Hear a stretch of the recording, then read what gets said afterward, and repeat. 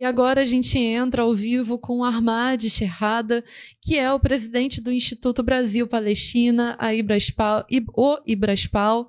O Ahmad tem 59 anos, ele é médico palestino naturalizado aqui no Brasil e ele luta em nosso país promovendo a solidariedade internacional com a causa palestina. Nós aqui do programa A Propósito nos sentimos muito honrados em poder entrevistá-lo. Doutor Ahmad, você nos escuta, tudo bom? Boa noite. Boa noite. Doutor Ahmad, a gente gostaria novamente de saudá-lo, de desejar uma boa noite, também de expressar o quão nós estamos agradecidos por você ter aceitado o convite para participar aqui do nosso programa. Eu gostaria de, inicialmente, passar a palavra para você fazer algumas considerações iniciais. Primeiro, eu queria agradecer a vocês por essa solidariedade à luta do povo palestino, esse programa aqui do cotidiano que vocês têm, vale muito, muito mesmo. Em tempo que temos de bloqueio da mídia chamada mídia grande, que é controlada pelo imperialismo e pelo sionismo, que não tem, infelizmente, de moral, de padrões morais, nada disso, nada de até padrões de jornalismo, e não existe. Ela escuta só um lado e repete uma narrativa. Por isso, eu agradeço mais uma vez a vocês, desejo boa noite para vocês e para todos que nos assistem. E agradeço de coração todo o trabalho que vocês fazem para o povo palestino, para a resistência, para essa causa justa da humanidade. E isso que acabei de ver, essas camisetas que vi, fiquei muito feliz.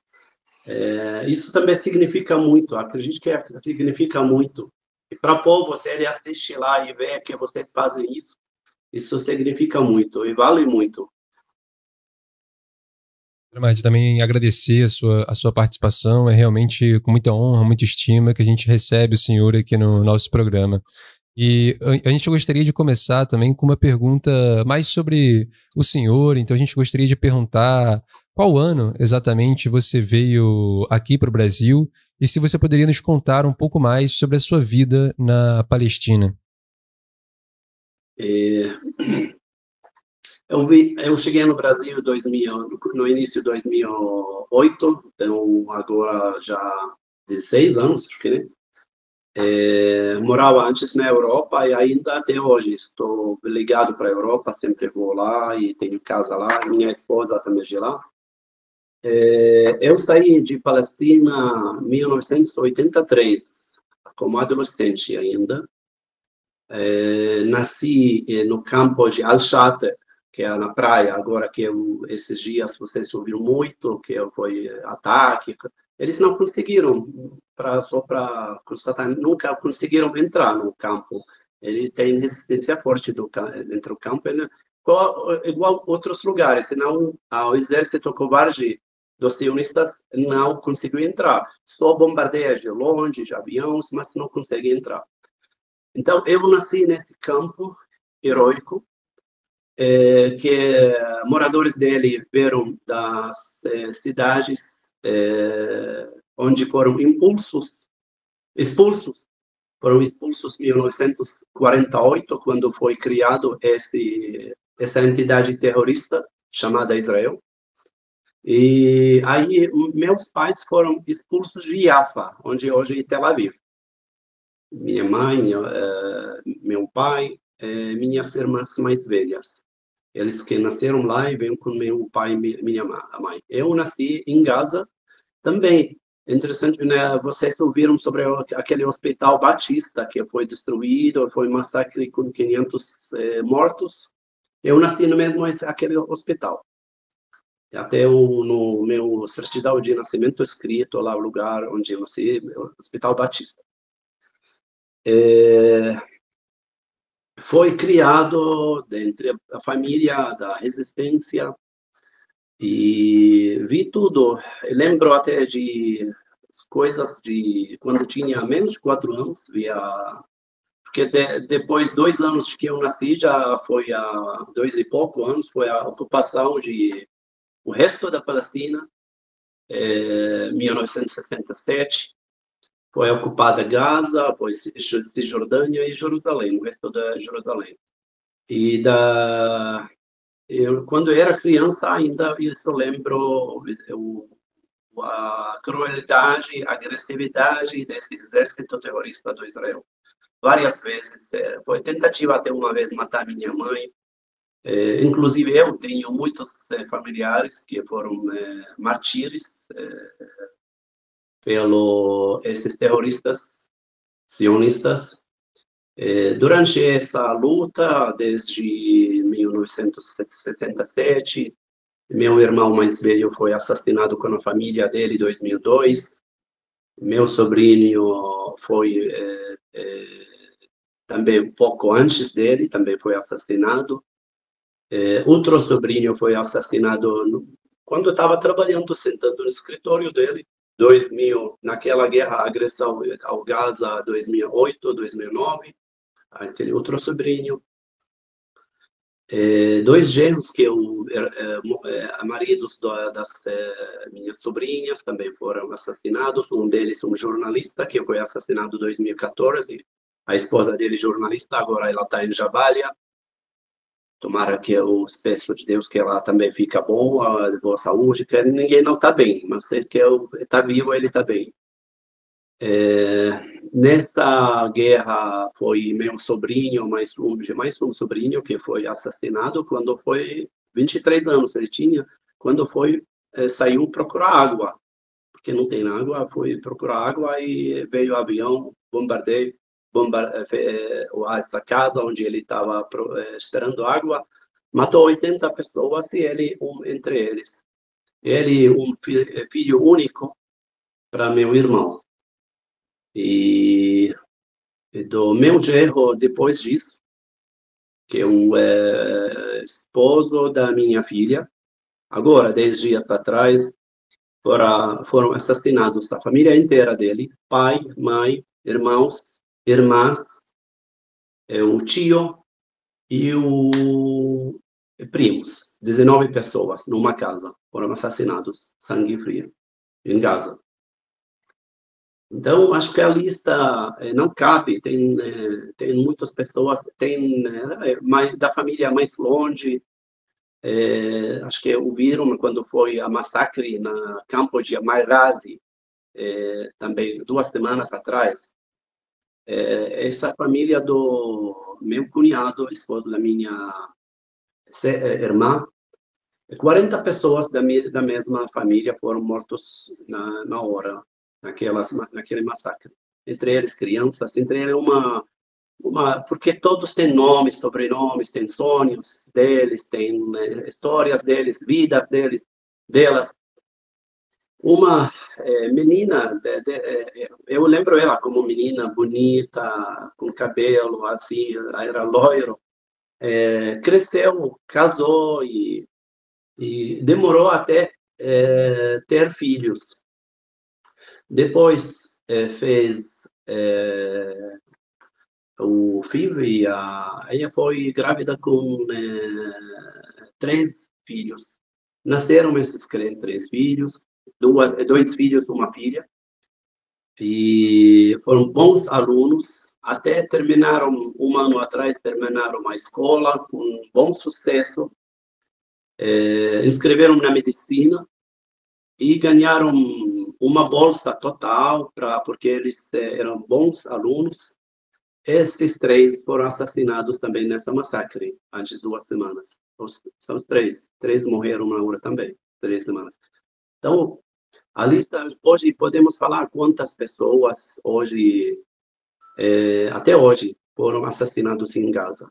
A gente fala sobre que a gente conhece, e até às vezes sinto egoísmo, quando eu falo só sobre minha família, todos são nossas famílias, todas martírios têm suas famílias, têm nomes e sobrenomes e histórias, sonhos na vida, o que precisa fazer.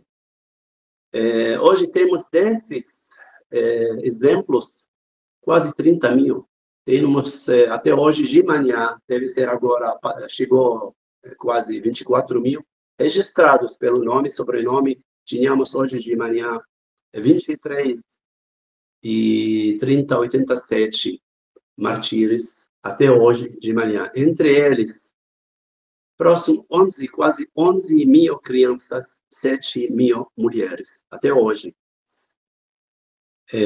Além desse número de quase 24 mil assassinados, que temos registro, nome e sobrenome, temos mais de 7 mil sob escombros. Então, um número mais de 31 mil mortos, assassinados pelo Estado genocida, pelo não Estado, pelo grupo genocida, grupo terrorista, fascista, nazista, chamado Israel. E apoiado pelo todo o Ocidente criminoso. Não vou falar sobre, claro, não estou mencionando o povo, mas os governos do Ocidente são criminosos. A democracia tem duas faces para eles, para branco, com olho azul, cristão, tudo, ele tem direito, tudo o resto não tem direito. Temos cristãos que foram assassinados dentro da igreja. Dentro da igreja. Temos padre brasileiro, inclusive lá, que ele sabe, pode ele contar uma vez, fazer uma entrevista com ele, ele fica ali. Esses dias eu falei com o ex-padre dessa igreja, que é meu amigo, o padre Manuel Mussala. E para eles também, esses católicos, esses ortodoxos, esses não valem nada, porque não é europeu. Isso sempre era a missão e a doutrina desses nazistas que cometeram genocídio aqui na África do Norte, África do Sul, Caribe. Então, não é novidade para eles.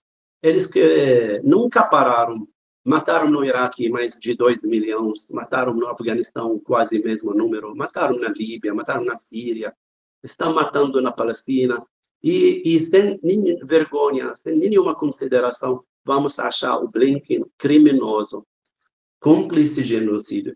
Até a definição do genocídio, a complexidade em genocídio e genocídio. Ele pode também responder por genocídio. Eu tenho definição aqui da convenção.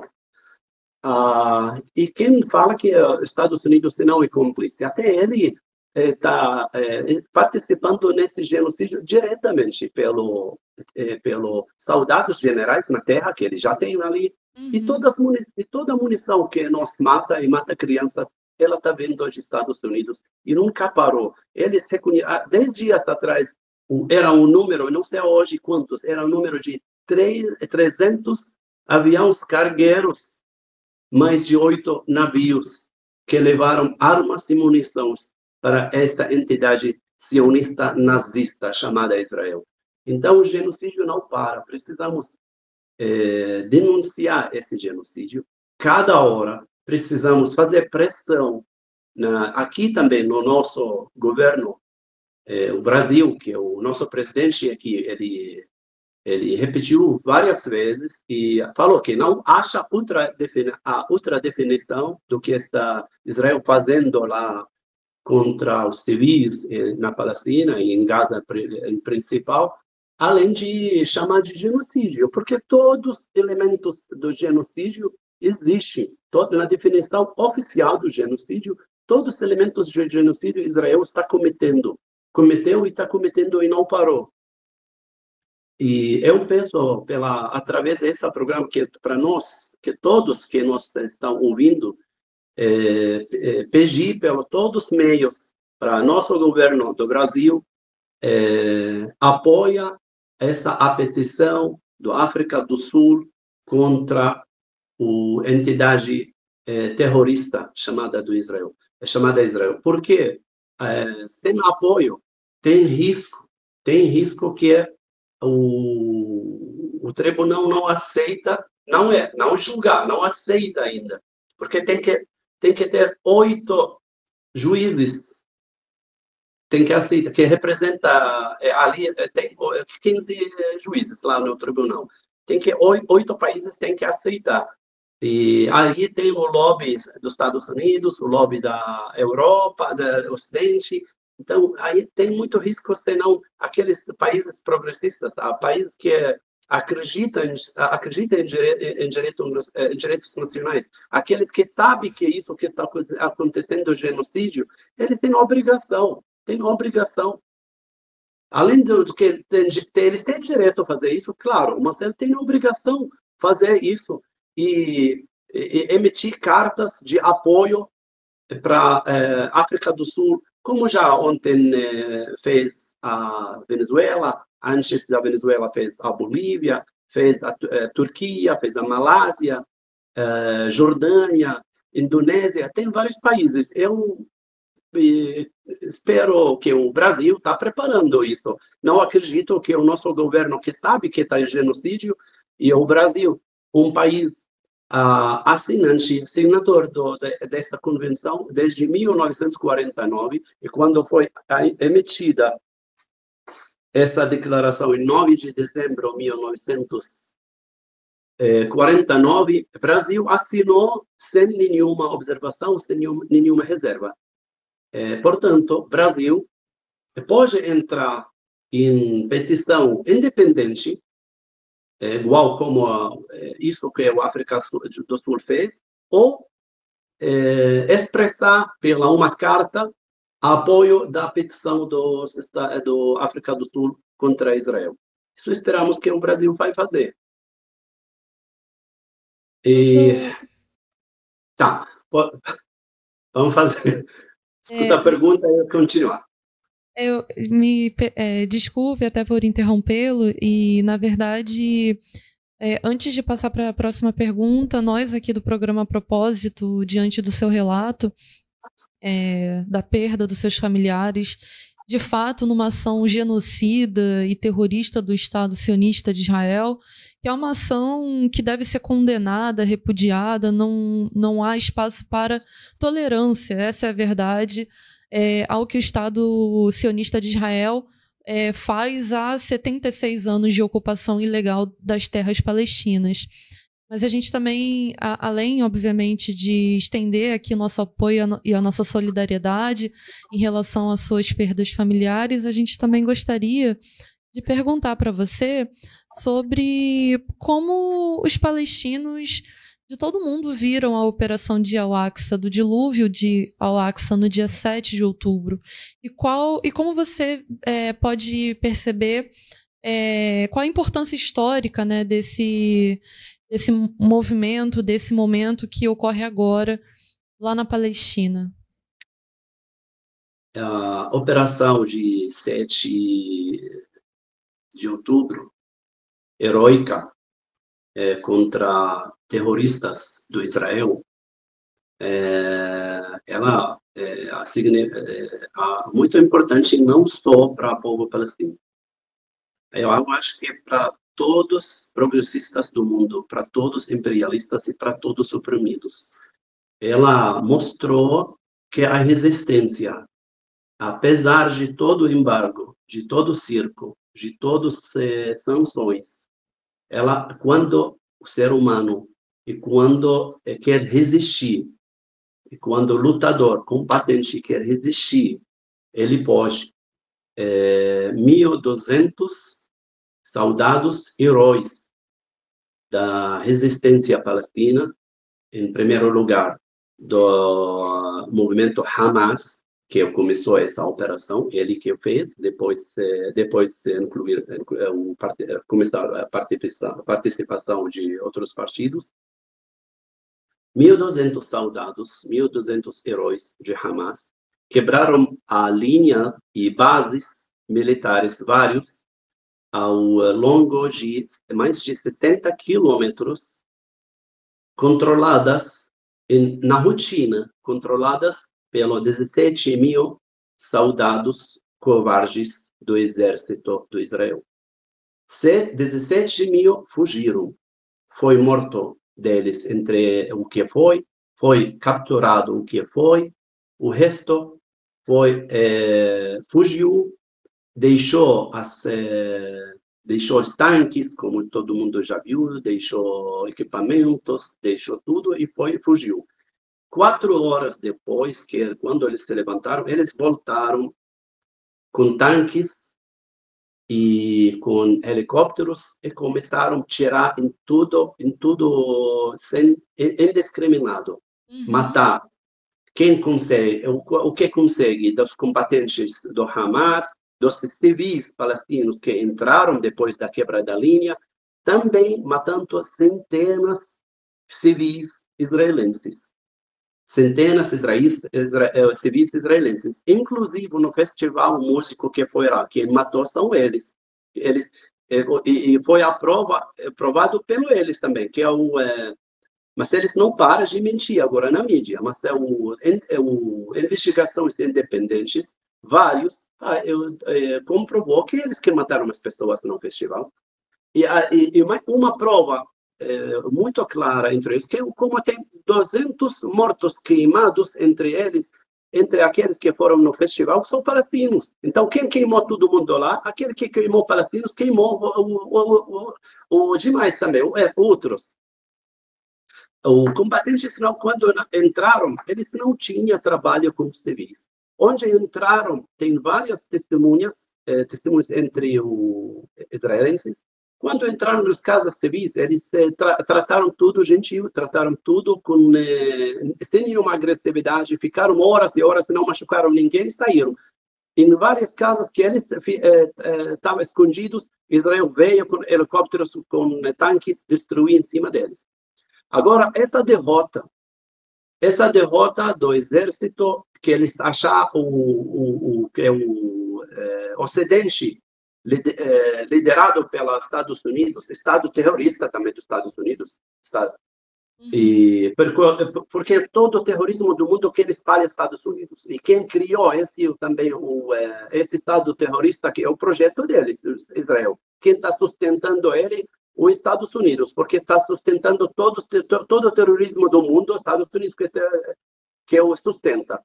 E quem criou Israel foi o Ocidente, o projeto deles. Por isso, agora, eles todos levantaram depois da derrota, porque a derrota esse grupo terrorista chamado Israel, a derrota do projeto ocidental imperialista. Essa é a importância dessa derrota. E essa é a importância dessa resistência. E essa é a importância porque precisamos todos apoiar a resistência. E para não permitir que a resistência ser derrotada. E não vai ser, com certeza. Agora passou mais de 3 meses onde Israel lançou equivale mais de 5 bombas atômicas, daquelas que foram jogadas em cima de Hiroshima. Mais de 80 mil toneladas de explosivo foram jogadas em cima de Gaza. Eles alcançaram qualquer daqueles objetivos que eles colocaram no início dessa invasão contra Gaza. Todos sabemos que nenhum. Eles falaram que vão destruir Hamas, não destruíram. Eles vão capturar os líderes do Hamas, não capturaram nenhum. Nenhum, mesmo nenhum. Não mataram também nenhum líder, graças a Deus. Agora que covardemente vai matar alguém no Líbano, isso não é a guerra não é lá. Sempre a história deles terrorista, eles podem matar pode matar alguém no Brasil. Uhum. Eles faziam isso na França, na Inglaterra, na Alemanha, na Polônia, vários países fizeram isso, Emirados. E falaram também que eles vão libertar os reféns, entre aspas, que são os prisioneiros da guerra. Liberaram algum? Nenhum.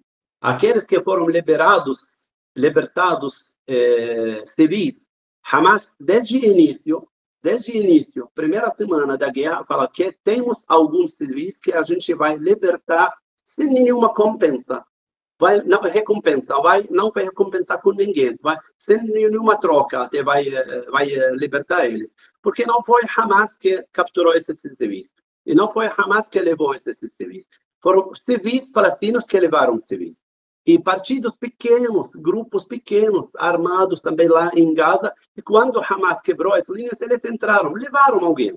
E também não fizeram a violência contra alguém, isso é o mais importante. Depois, quando a guerra começou, esses grupos pequenos e civis não tinham como manter a segurança dessas pessoas civis, eles entregaram para Hamas. E Hamas que protegeu eles. E esses civis mesmo estão falando agora que a única ameaça para a vida deles era o bombardeio israelense. E quem protegeu eles foi Hamas. E foram quantas tentativas e que eles libertam alguém, eles matam antes de libertar. O Israel já foram 2, 3, não libertou nenhum vivo desses, entre aspas, reféns. E a importância, além do Oriente Médio, ela até chega para cá, para todos os progressistas, para a gente só para ver quem apoia agora, quem está apoiando o Israel, o genocídio, e quem está defendendo o genocídio. Apesar que a apologia do crime é crime, a apologia do genocídio é o crime também. Mas aqui as terroristas, entre eles deputados e senadores também, e muitos manipulados pela igreja pentecostal, igrejas pentecostais, eles defendendo o genocídio, eles cometendo crime, porque você faz apologia de matança, apologia de crime, apologia do genocídio é crime, mas ninguém não levantou. Mas, pelo contrário, eles, sem vergonha, eles foram para tentar processar aqueles que estão defendendo o direito internacional que garante as pessoas sob ocupação ou aqueles que lutam para autodeterminação têm todo o direito para resistir, inclusive com a luta armada. Isso, então, direito internacional. Aquele que apoia a resistência palestina, ele respeita o direito internacional. E uma honra. Aquele que apoia o Israel, ele está apoiando o genocídio. Esse é crime e uma vergonha. Então, a gente, acho que basta já, não precisa ficar aqueles aterrorizados pela essa extrema-direita no Brasil, inclusive estou falando, entre eles, esses criminosos têm deputados e têm senadores. Senão, ninguém não vai processar eles se não tem coragem por causa da apologia de crime que eles estão fazendo e cometendo esse crime. Eles são mesmos, por isso eles têm contra, porque são os terroristas mesmos. O terrorista apoia o terrorista. Eles, aqueles mesmos que, em 8 de janeiro, planejaram, apoiaram, financiaram atos criminosos, atos terroristas no Brasil. Então, por isso a gente acha a importância global. Agora, ou fica com terroristas, ou fica com oprimidos que estão praticando a resistência pelo direito internacional e pelo direito que garantiu as resoluções da ONU e a Carta da ONU, inclusive.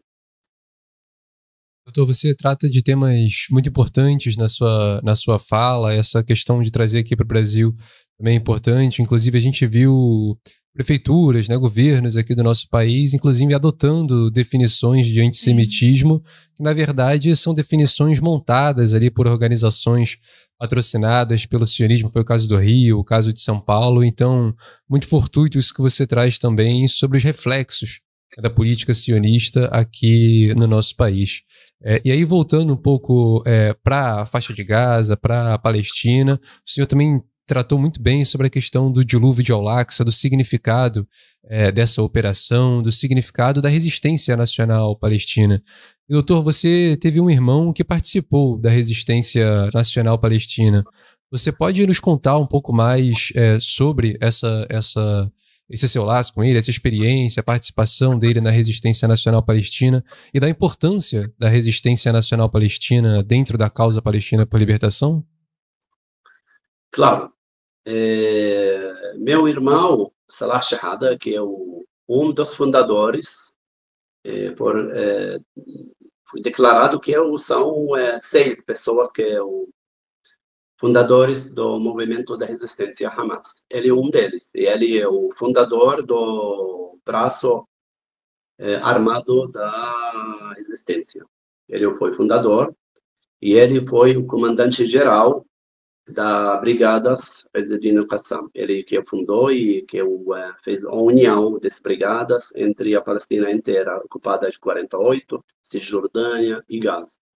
E a primeira vez que as brigadas começaram no caminho para ficar um exército palestino para a libertação nacional. Com todo orgulho, eu não gosto de falar como falei, para as coisas particulares, falar para como fazendo isso, mas quando eu falo sobre ele, falo como um líder palestino, líder nacional, líder que fundou esse que temos agora, o resultado, graças a Deus, que vimos, que a Palestina, a primeira vez, os combatentes palestinos conseguiram fazer que os exércitos no países vizinhos árabes nunca faziam, nunca conseguiram. Derrubaram o exército terrorista do Israel em umas horas, numa ação heróica, planejada perfeitamente, com armas 80% produzidas em Gaza, sobre todo, falando sobre meu irmão, a produção das armas começou desde ele vivo. Ele que fundou esse também, o departamento da produção, por causa passamos por fase muito difícil. E quando ele saiu de prisão israelense, ele passou quase que a primeira vez 2 anos e pouco, e depois 12 anos, então, total mais de 14 anos. Para comprar um fuzil, aquele AK-47 russo, mais de $3.000. Ou aquele M16 o americano, mais de $5.000. Uma bala era munição, mais $3 a $5. Então, e por isso optou para trazer engenheiros palestinos de vários partidos, de várias escolas que estudaram fora, e montou este departamento para produção que ficou muito bom. Agora temos produtos. E se não for isso, todos esses agora lançadores das granadas contra as tanques israelenses, que de Merkava 4, que eles consideram que é o mais forte tanque do mundo, ela todo dia testemunhamos, todos os dias, dezenas deles, todos os dias destruídas pelo um lançador e uma granada que é fabricado em Gaza. Esse não é RPG que a gente assiste todo dia, ele se chama Yassin 105. Yassin, que é pelo nome Ahmad Yassin, o primeiro chefe do Hamas, um dos fundadores daquelas 6 pessoas, e com meu irmão e mais 4.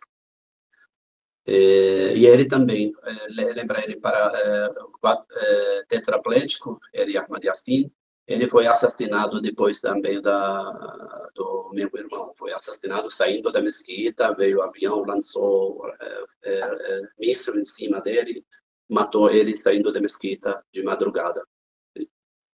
E quando foi meu irmão assassinado, foi a família dele também, foi a esposa dele, a filha dele de 14 anos foi assassinada por ele. Mas isso não é novidade para Israel.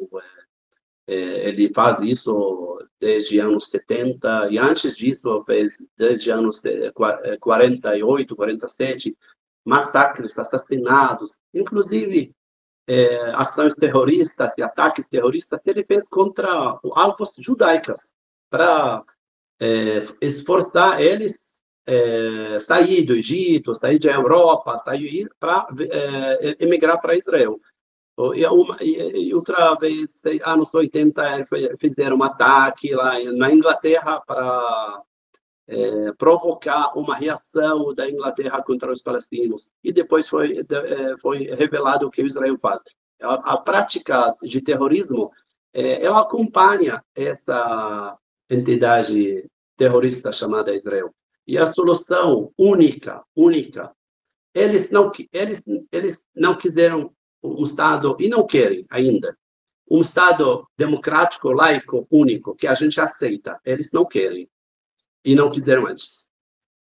E não querem também a solução de 2 Estados, que não vai acontecer, porque eles ocuparam a Cisjordânia inteira, e agora estão planejando, eles fizeram uma limpeza étnica em Gaza e tentando expulsar o povo, todos os meios eles estão usando, as pessoas que migraram de suas casas, e não, essas casas não fazem nenhuma ameaça mais, eles colocam explosivo nessas casas e bairros inteiros eles destruem todos os dias. Eles fazem essa limpeza étnica e para não existir mais opção ou possibilidade do solução de 2 Estados. E eu acho que não cabe naquele território um espaço para terroristas. Para nós que moramos com eles, acho que não cabe mais. São genocidas, são sadistas, são nazistas, racistas, fascistas, de todo tipo. Eles são mistura de fascismo com nazismo, mas muito pior, porque colocaram o elemento religioso, mitos religiosos nesse projeto. E o companheiro jornalista, o Breno Altman, que a gente solidariza com ele, e com essa perseguição contra ele, porque ele está falando a verdade, ele falou que a única solução com ele só destruir terminar com esse projeto sionismo. Não tem como conviver com esse projeto sionista. Só para definir, não estou falando com os judeus, porque moramos com os judeus antes. Inclusive, o Breno Altman, que eu considero como irmão também, ele é judeu, mas judeu normal, não sionista.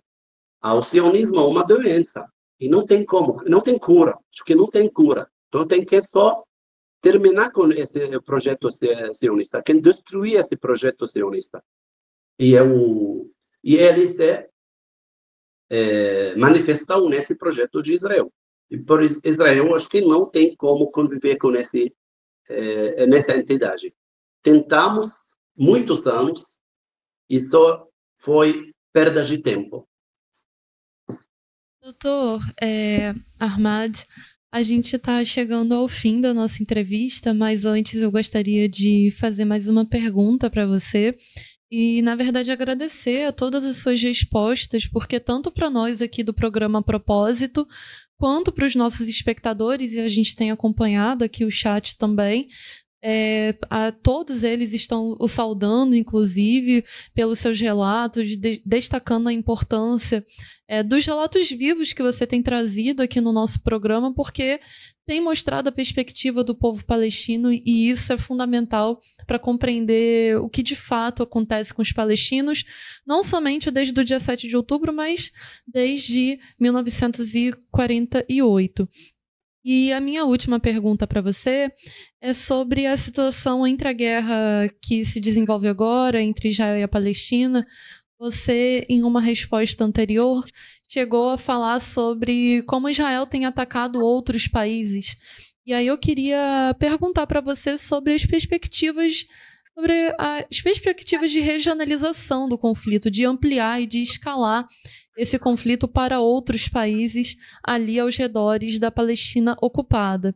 E aí eu queria perguntar para você se você poderia nos contar um pouco mais sobre a relação do Líbano e do Irã nessa guerra de defesa do território palestino.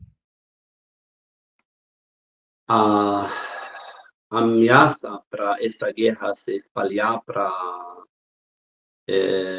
região e além da região, ela desde o início, desde o início da invasão israelense contra Gaza, e quando todos testemunhamos a crueldade e a intenção dessa invasão, já começou quando também foi a escalada na norte da Palestina ocupada, com o sul do Líbano e participação do Hezbollah no Líbano. A gente sabe que tem eixo da resistência, que no eixo tem Hamas, forças palestinas, várias forças palestinas, Hamas, Jihad, e tem forças também já fora da Palestina, que lideradas pelo Irã, que é o Irã, Hezbollah, Iêmen, e grupos no Iraque. E claro, eu escutei uma pergunta na TV, acho que no BBC, era 2 dias atrás, representante do exército lá do Iêmen, a jornalista do BBC perguntando para ele, mas vocês estão longe da Palestina, milhares de quilômetros, o que vocês têm com a Palestina? Por que vocês estão lançando os mísseis? E por que vocês estão impedindo dos navios entrar aqui? Eles impedem só navios que vão para Israel, para abastecer Israel. Eles não mexem com outros navios, para todo mundo sabe. Eles não impedindo e não atrapalhando o transporte no Mar Vermelho para qualquer país, só que vai levar para Israel, abastecer Israel. E eles falaram, então, enquanto nossos irmãos na Palestina não têm direito para entrar comida, remédios e viajar, isso, também a gente, pelo menos, poder fazer isso, que o Israel não vai ter passagem em frente do nosso país, que esse é o direito, e eu mando saudação para isso. E esse jornalista perguntando para ele, o que vocês têm com isso? Você está longe da Palestina. Ele falou, e aí, os Estados Unidos está vizinho do Israel? Ou da Inglaterra está lá no mesmo apartamento, o primeiro-ministro da Inglaterra mora com Netanyahu? Ou o presidente da França, ele no mesmo quarto vizinho? Eles também vieram para lá. Porque vocês acham que vocês têm direito a apoiar o Israel? A gente não tem direito a apoiar o irmão, os nossos irmãos. Essa é a resposta. Enquanto a agressão contra os palestinos, civis, e massacres contínuos, e genocídio contínuo, todas as possibilidades são presentes. E pode acontecer. Agora, Israel, nesse momento, ele está procurando a hora apropriada para ele. Apropriada não só para Israel, para também necessidade do Netanyahu. Netanyahu, ele sabe agora, ele não fez nenhuma conquista em Gaza, além de matança de crianças, destruição, e a lei civis. Não fez nenhum dos 3 objetivos que ele fez, libertação de reféns, matar ou capturar líderes do Hamas e terminar com o Hamas. Isso não fez nada disso, não conseguiu nada disso. E a força do Hamas de acabar, ontem a Hamas lançou mísseis do norte de Gaza para Tel Aviv. Então, também isso não conseguiu. E agora, eu acho que Israel está provocando.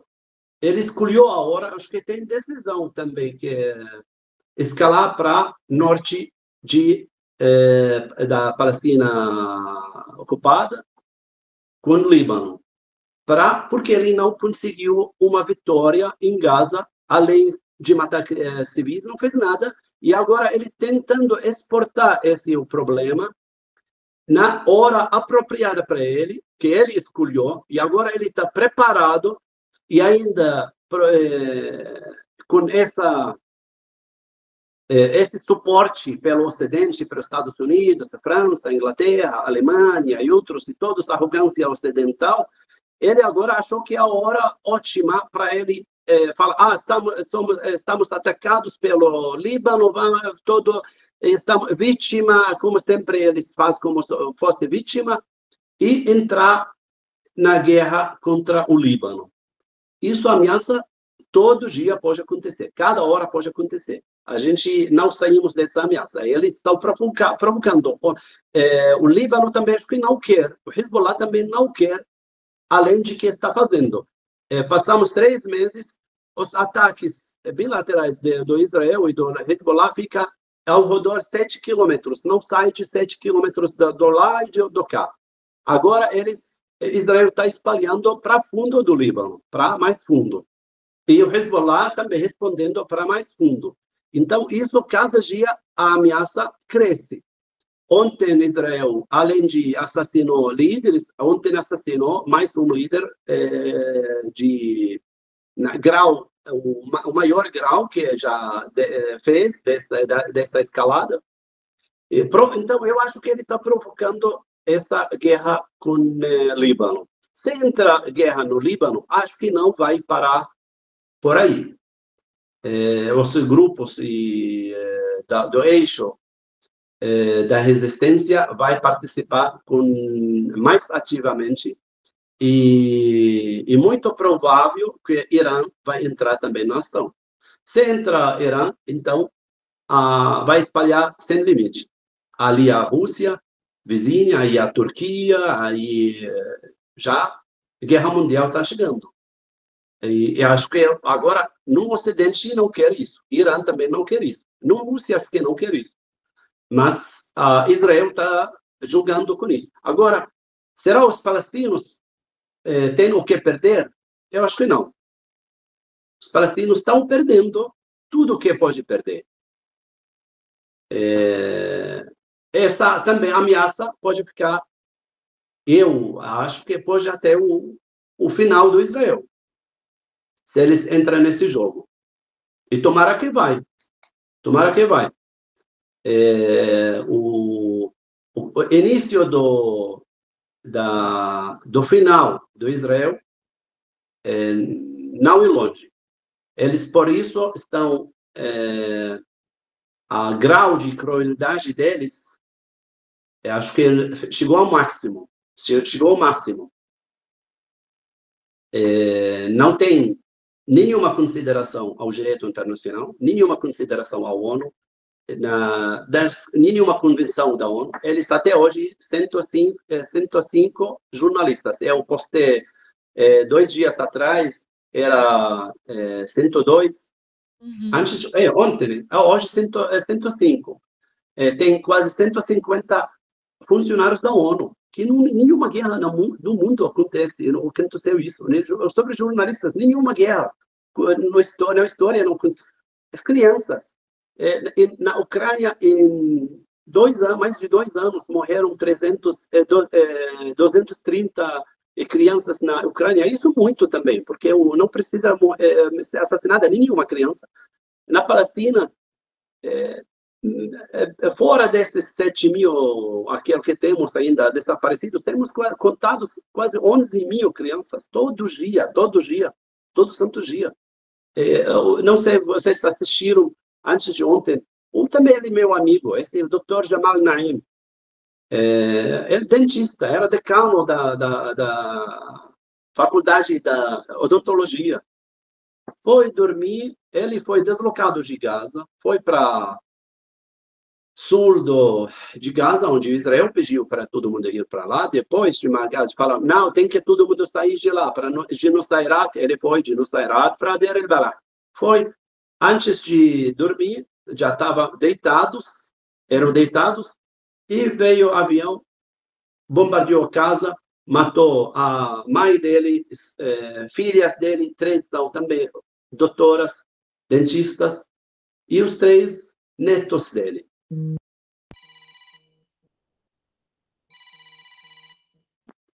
Então, isso não para. E para os palestinos não tem o que muito perder, porque estão perdendo. O mundo, se não quer essa escalada, o mundo, se não quer chegar à Guerra Mundial Terceira, que está muito próximo, tem que fazer atitude, faz algo para parar esse genocídio. Temos que sair na rua, temos que não esquecer a causa. O genocídio não para. Eu percebo, último tempo, que tem apoio ou a cobertura desse genocídio está decrescente, infelizmente, na mídia, até na mídia alternativa. Por favor, não esqueçam que o genocídio não para. Genocídio, todo dia temos na mídia quase 200 pessoas mortas. Vidas, essas 200 não são números, são vidas. São vidas. E uma vida, matar uma pessoa, ser humano, como matou o mundo inteiro. Eles matam todo dia, o mundo inteiro, muitas vezes, dezenas de vezes. Então, todos somos responsabilidades, e todos nós podemos fazer muito. Isso que vocês estão fazendo muito importante. E eu, através desse meio, também peço de todos que têm esses canais alternativos, porque é o único meio que a gente que fala sobre o sofrimento e fala a verdade sobre esse projeto genocida chamado Israel, e fala da vida das vítimas na Palestina, porque a mídia, como você sabe, ocidental até não mostra. O Facebook, você coloca qualquer coisa, ele tira. 2 dias atrás, vocês viram aquela mulher que estava com bandeira branca, e eles tiram nela bandeira branca, com multidão passando lá, e ele tira neles e mata ela. Eu coloquei no Facebook coloca cobertura, explícito. O que é explícito nisso? Eles não querem nada sair contra Israel, não querem nada sair da verdade. E a gente tem que lutar para a nossa voz, a voz das vítimas, chegar o mais possível ao alcance. Doutor Ahmad, a gente fica muito agradecido por todas as suas palavras, por você ter participado, em primeiro lugar, aqui do nosso programa, trazendo os relatos, né, de como era a sua vida na Palestina, também dos seus familiares, trazendo denúncias muito importantes, mas também trazendo perspectivas da resistência nacional palestina, da luta e do porquê que essa luta, de fato, ela não pode ser esquecida de maneira alguma e não será. Nós aqui do Jornal Nova Democracia, nos 22 anos de existência aqui do nosso jornal, a gente, desde a primeira edição e até a última edição, nós levantaremos a causa do povo palestino, como a nossa própria causa também, porque, afinal de contas, a luta que se desenvolve agora na Palestina é a luta que representa todos os povos oprimidos do mundo.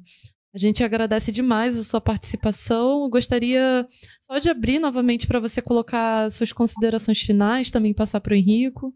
Só agradecer também ao Dr. Ahmad pela presença e fazer das palavras da Ana a minha. As palavras do doutor foram, além de muito esclarecedoras, também muito revigorantes no sentido da defesa tão contundente da causa do povo palestino e da sua resistência nacional por todos os meios, inclusive a luta como travam agora. Então, agradecer mais uma vez a presença e saudar o trabalho do doutor e da Ibraspal como um todo, também uma entidade de defesa importantíssima da causa do povo palestino. Eu que agradeço vocês, muito obrigado, e só vou terminar com essas palavras, só com falando sobre as vítimas, falando sobre a resistência heróica do povo palestino. Não tem também esquecer ou ter medo ou vergonha defender a resistência palestina, agora liderada pelo Hamas. Hamas, o protagonista da anti-imperialismo hoje, anti-sionismo. Hamas está fazendo o trabalho dele pelo direito internacional. Ele está respeitando o direito internacional. Ele tratou muito bem todos os prisioneiros. A gente viu com a diferença entre prisioneiros israelenses saindo de Hamas e aqueles que palestinos saindo de Israel. Não matou nenhum prisioneiro Hamas também. Hamas não é terrorista porque ele não tem nenhum objetivo além de libertar seu território, que isso é um direito garantido pela Carta das Nações Unidas, pelas resoluções das Nações Unidas e pelo direito internacional. Israel não tem direito de autodefesa, e isso falou também o Tribunal Internacional da Justiça, que Israel não aplica-se nele a autodefesa, porque ele já faz a agressão. Agressor não pode falar, eu estou se defendendo. Sai de onde você está ocupando, então acabou, não tem necessidade para luta. E ele não quer sair. Então, viva a luta do povo palestino, viva a resistência, e viva Hamas, e viva vocês, e viva seu canal e todos os progressistas no Brasil. Muito obrigado. Nós que agradecemos. Até uma outra oportunidade. Muito obrigado. Boa noite. Boa noite.